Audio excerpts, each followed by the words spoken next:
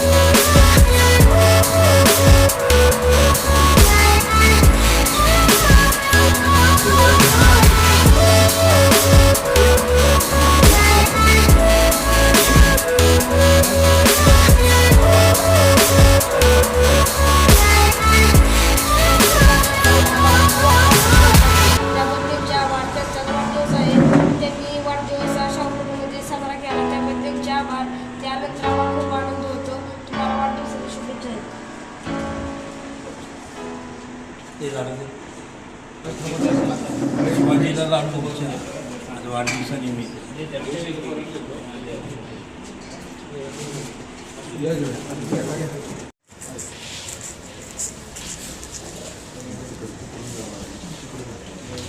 या पूर्ण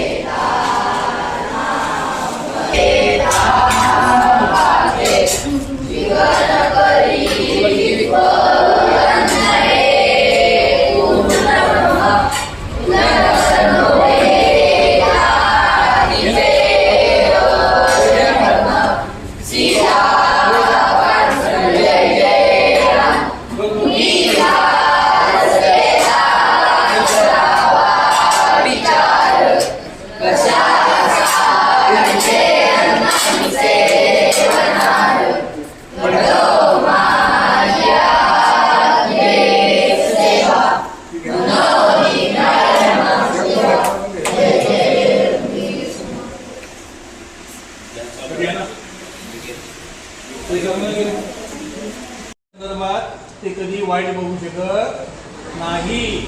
त्यांना आई वडील कळले, त्यांना पांडुरंग कळला. यस नो नक्की. आणि आपले गुरुजी आहे पुणे, आई मिळते, बाबा मिळतो, सखा मिळतो, सारथी मिळतो, गुरु मिळतात. पण सद्गुरू कोणाला मिळत, गुरु बी आहेत आणि सद्गुरू बी आहेत. Yes no. तुमच्या आई वडिलांनी किंवा त्या ठिकाणी तुम्ही जिथं आलात ती जागा अशीच निवडलेली नाही, ते लिखित असतं. जे होतं ते चांगल्यासाठी होतं. काही होतं जगात, काहीतरी पुढं काहीतरी चांगलं घडणार असतं. आज मी म्हटलं तुम्हाला फक्त 10 मिनटं बसून बोलून चाललो आहे, पण आयुष्यात लागायचं कोणाला? स्पीचवर कोणाला? जरा बोला की जोरात जोरात बोला. हां, मला तर लागतो. बोला प्रत्येकाला. आम्हाला बोलूया. प्रत्येकाची लढाई कोणाला लढायची? प्रत्येकाला लढायची आहे इंडिव्हिज्युअली. Yes no. कधी ज्या ज्या वेळेला अडचणी त्याला आठवायची कोणाला? छत्रपती शिवाजी महाराज. नाव शिवाजी ठेवलं म्हणजे शिवाजी होत नाही, रक्ता शिवाजी पाहिजे. याच नो. छत्रपतीने काय केलं? काही नव्हतं. Yes no. तुम्हाला माहिती आहे मोगल काय हरले? 1-1 लाख मोगल असायचे आणि 10,000 फक्त मावळे असायचे आपले छत्रपती शिवरायांचे. त्यांना वेतन नव्हतं,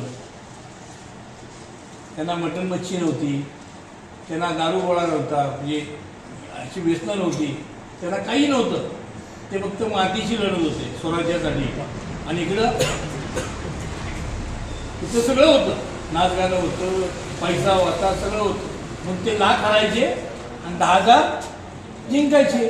तुम्ही मुठभरच आहे, पण देशामध्ये तुम्ही काय करू शकता? किती जण तुम्ही? आता इथे किती जण आहात? आपला 1 टन लाखाला भारी पडू शकतो. काय? Yes no. यस. तुम्ही काही करू शकता जिद्द बाळगून.